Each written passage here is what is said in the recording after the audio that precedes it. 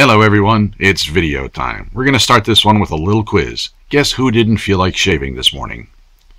Oh, how long have I had these?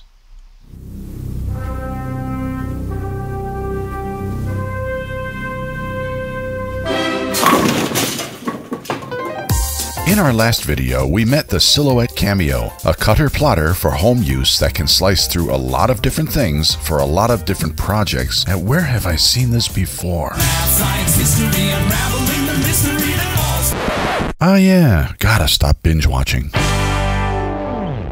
Pepakura is actually a generic term to describe several age-old methods of constructing three-dimensional models from paper. It includes the glueless origami, which dates back to the 17th century, but for our purposes it also covers items assembled from thick cardstock using glue. This in itself dates back to about World War II, but in cosplay it seems like a very recent thing, thanks to a rebirth which many disciplines undergo when they enter the computer age. The current surge in Pepakura popularity is mostly due to the increased use of computer-generated 3D models in films, TV, and video games, and the ability of fans to turn those computer models into physical models by translating them into paper patterns to be cut out and folded together.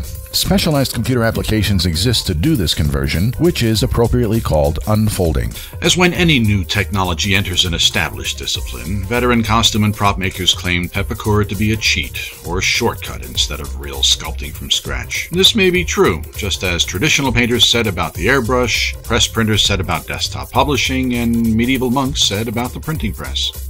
Having said that, Pepakura does not equal costume. In order for the paper model to be assembled within your lifetime, it is greatly simplified. Smooth curved surfaces become rough faceted surfaces, composed of adjacent small flat areas.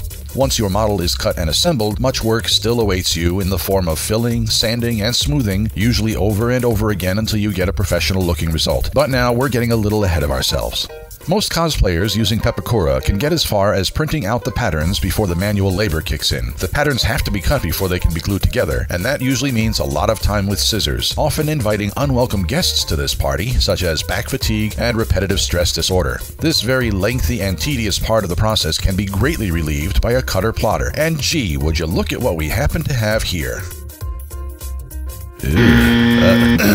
There are quite a few ways to get Pepakura out to a cutter plotter, and some of them even have tutorials online. Personally, I arrived at a pretty unique combination of steps which serve the main purpose of keeping this old dog from having to learn too many new tricks. The Silhouette Cameo comes with software, of course, but it works best if you design your stuff within that application, or at least import ready-made designs from their online library, for an extra cost, of course. I instead elected to apply the extra cost to purchasing a plug-in application, which connects the Silhouette directly to established vector-based art applications like CorelDRAW or Adobe Illustrator. I've been using Illustrator since forever, so this was a no-brainer for me. The Pepakura application can export Illustrator format patterns, making it even less of a brainer. Is that even a word? So, import Pepakura into Illustrator, send it right out to the Cameo. The reason I even have Illustrator as a middle step is minor. It's for repositioning parts on the page to make best use of space, to replace the occasional missing cut line because the export from Pepakura isn't quite perfect, or to thin out the reference numbers when the tabs get too small or too close. I mean, who can read this? In most cases, this job would be done in two stages. Print the templates conventionally with a laser or inkjet printer, which adds registration marks on the page corners, then feed those prints through the cutter, which will use the registration marks to cut exactly on the printed lines. In reality, this is often prone to misalignment, especially if you make things harder on yourself, but who would want to do that?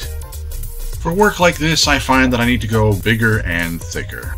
Most cosplayers use A4 or letter size paper for their work. I find this encourages too much opportunity for sagging and warping in areas that should be flat or straight. Also, if you can use larger paper, the Pepakura patterns can come out in fewer but larger pieces, which should save some time and hassle in assembling everything correctly. So I'm working with A3 sheets, roughly 11 by 17. They're almost 4 times as thick as regular copy paper. They're roughly the same as business cards. And here's where the difficulty came in.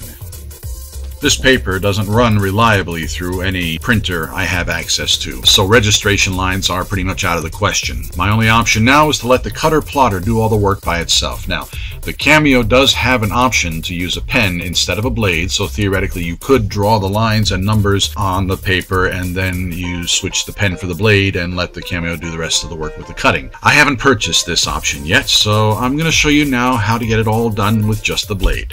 The key lies in the Cameo's ability to adjust its blade depth and pressure. Without getting into details, I've set it to lightly carve in the numbers as the first stage of output. At first it looks like a waste of time, but already you can see surprisingly legible numbers taking shape. After that, the normal Pepakura cutting starts. For folds that need to bend downward, I set it to score those lines, again not cutting all the way through. For folds that need to bend up, I set it to make dotted lines, which actually do go through all the way. Something that just works better for upward folds and allows me to distinguish which folds go up or down just by the way they've been cut. Finally, the shapes get cut all the way through on their outlines and the finished sheet pops out, right next to the delicious late lunch I was able to enjoy while watching the machine, instead of having to spend that time cutting it all out by hand.